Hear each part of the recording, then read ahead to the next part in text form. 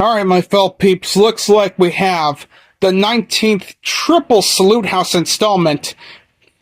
And so the first segment is Encanto, a 2021 American animated musical fantasy film released by Walt Disney Pictures, and it was directed by Jerry Bush and Byron Howard. Okay, and the second segment is Monster High, an American multimedia-supported fashion doll franchise created by the toy designer Garrett Sounder and launched by Mattel in 2010. I may not like both of those franchises, but I'll salute for them. And the third segment is Thomas and Friends. Yeah, I'm very sad that Britt Allcroft passed away weeks ago, so this one is dedicated to her. Alright, my fellow peeps, let's get on with them. Okay, let's see what the fucking movie Encanto is about. Okay, it is about an armed conflict forces young couple Pedro and Alma Madrigal to flee their home village in Colombia with their infant triplets Giulietta, Peppa, and Bruno. Pedro is killed, but the candle Alma carries gains a magical power that repels the attackers and creates Casita, a sentient house located in a magical realm bordered by mountains.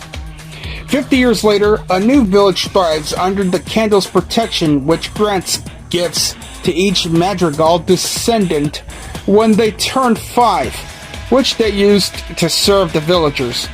Bruno, who was vilified and scapegoated for his precognition, disappeared 10 years earlier.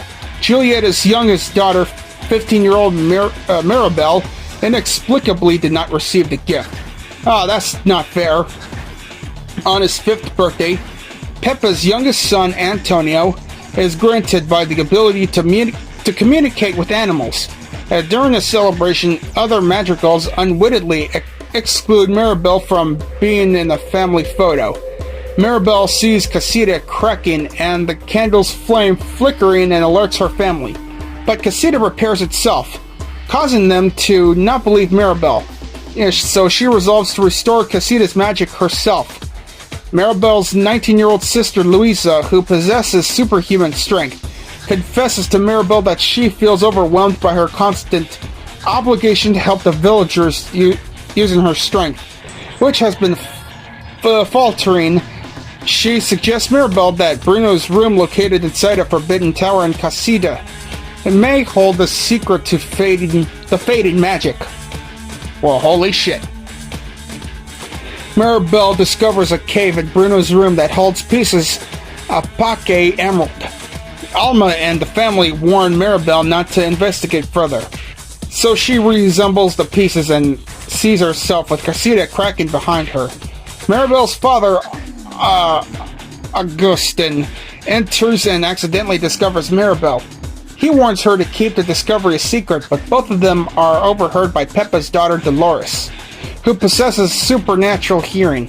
Mirabelle's 21-year-old sister Isabella, who can make plants and flowers instantly grow at will, is scheduled to be engaged at the Madrigal's neighbor Mariano Guzman. Amidst Mariano's proposal, an awkward dinner, and Dolores indirectly telling everyone about Mirabelle's discovery, Casita begins to crack again and everyone loses control of their gifts. Oh shit, this is some fucked up travesty. Do you think it is? Yeah, Mirabelle follows rats carrying the pieces of a Paque Emerald to the secret passage behind a portrait where she finds Bruno.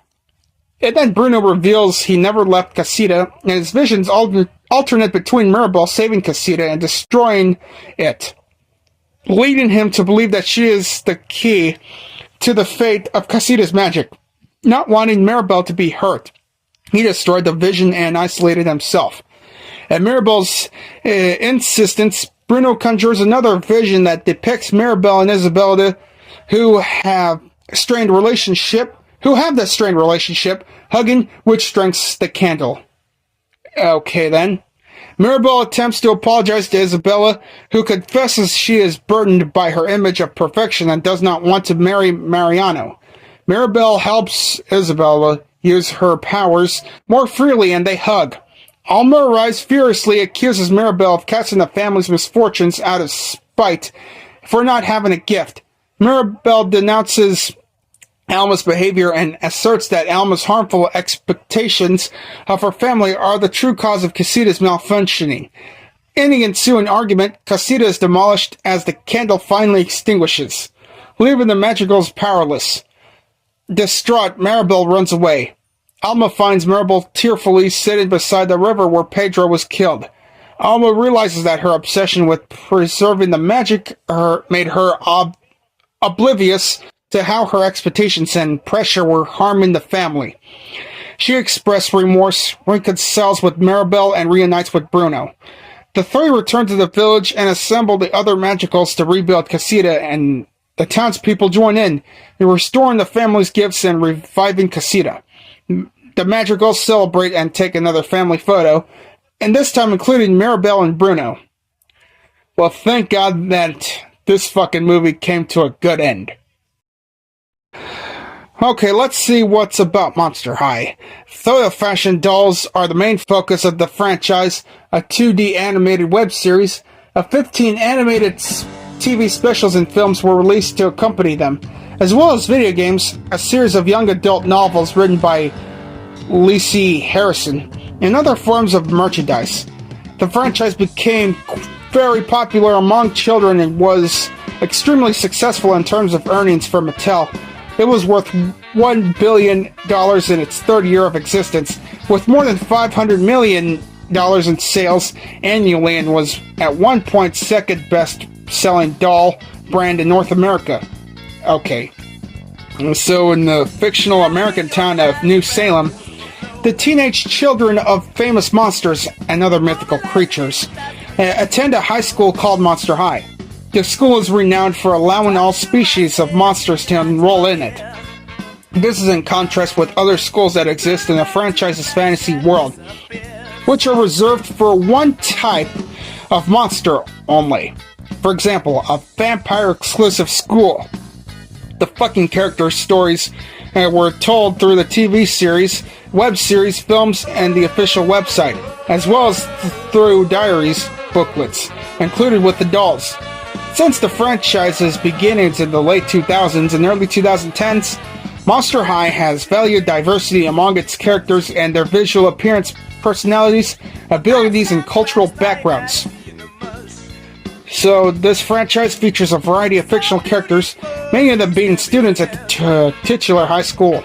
The female characters are called ghouls, and the male characters are called mansters. When the franchise was first introduced, the characters were generally the sons and daughters of monsters that had been popularized in fiction. In later years, it expanded to also feature characters inspired by various types of mythical creatures, such as figures from folklore, mythology, and pop culture. Well, I'll be damned. Alright, Frankie Stein is the daughter of the Frankenstein's monster and his bride. She is the central character of the franchise. She has white hair with black streaks and light. Mint green skin. Frankie is a simulacrum. What the fuck? Meaning that her body is made of many different parts. She is clumsy, sweet, and always kind to others. She has a crush on Nathan Rott. In the series, she used to date Jackson Jekyll and Holt Hyde, but this is different in the diaries, where both characters are in a relationship with Draculaura instead. In the first two incarnations of the franchise, Frankie uses she and her pronouns, while in the 2022 reboot, they are non-binary and use they and them pronouns. Draculaura is a vampire who is the daughter of Dracula. She is in a relationship with Claudine's older brother, Cloud Wolf. She is a vegetarian who faints at the sight of blood. The diaries show that she used to date Jackson Jekyll and Holt Hyde, and she has fangs and typically dresses in pink, black, and white. And Cleo Denial is the daughter of the mummy pharaoh Ramses Denial, and is over 5,000 years old at the start of the series. Well, I'll be fucking damned. Well, she is considered an adult, is she? She is the captain of the fear-leading squad. Cleo prefers to accessorize with light gold bandages or mummy wrappings.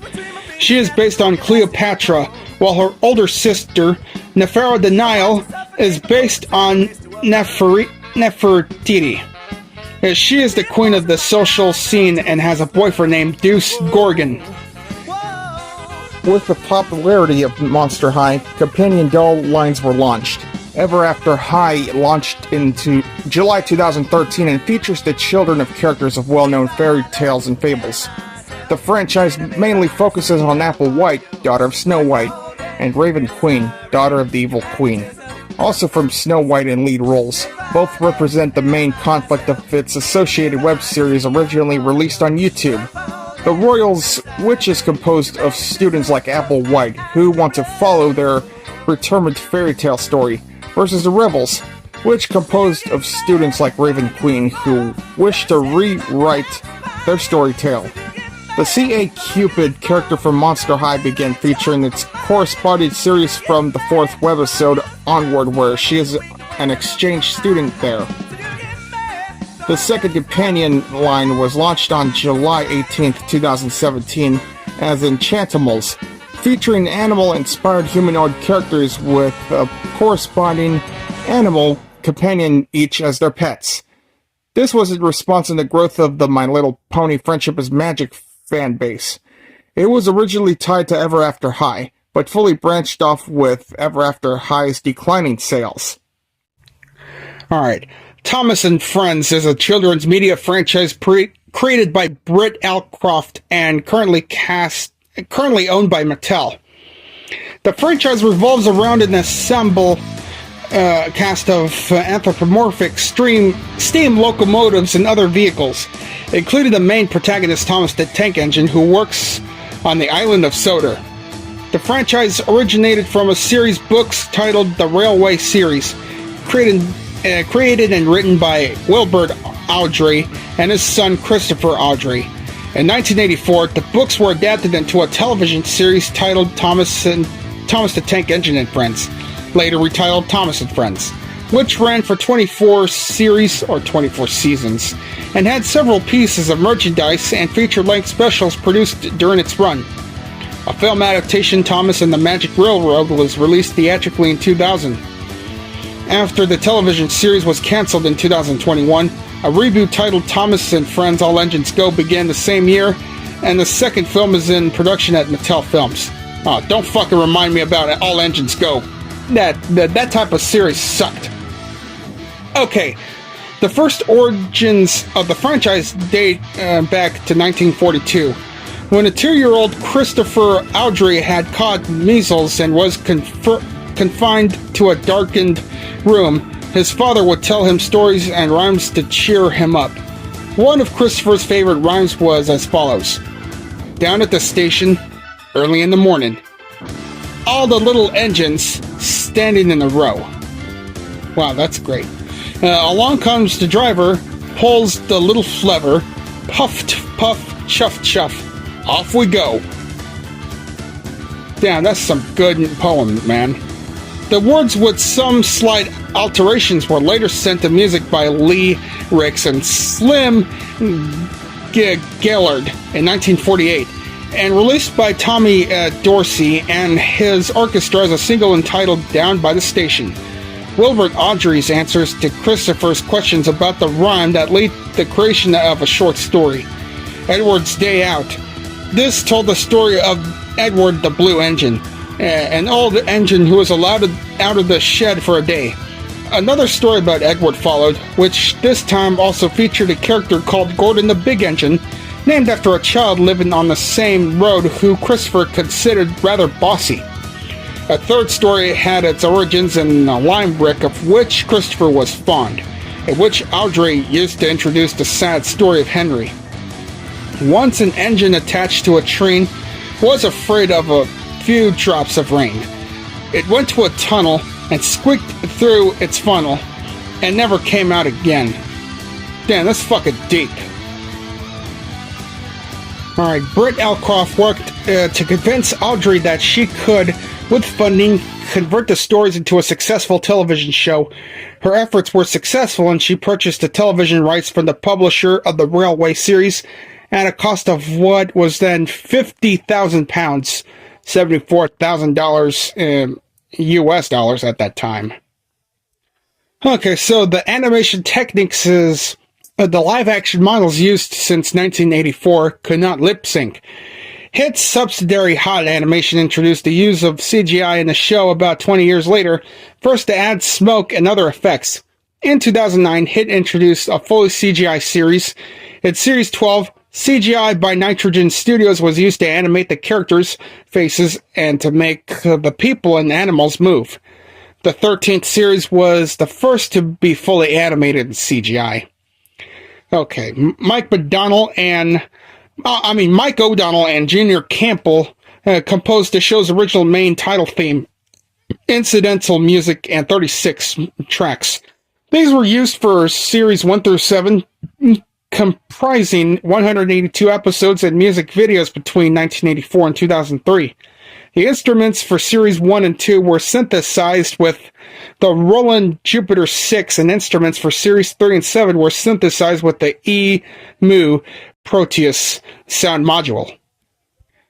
And originally, narrating was used as the only voice in the series until 2008.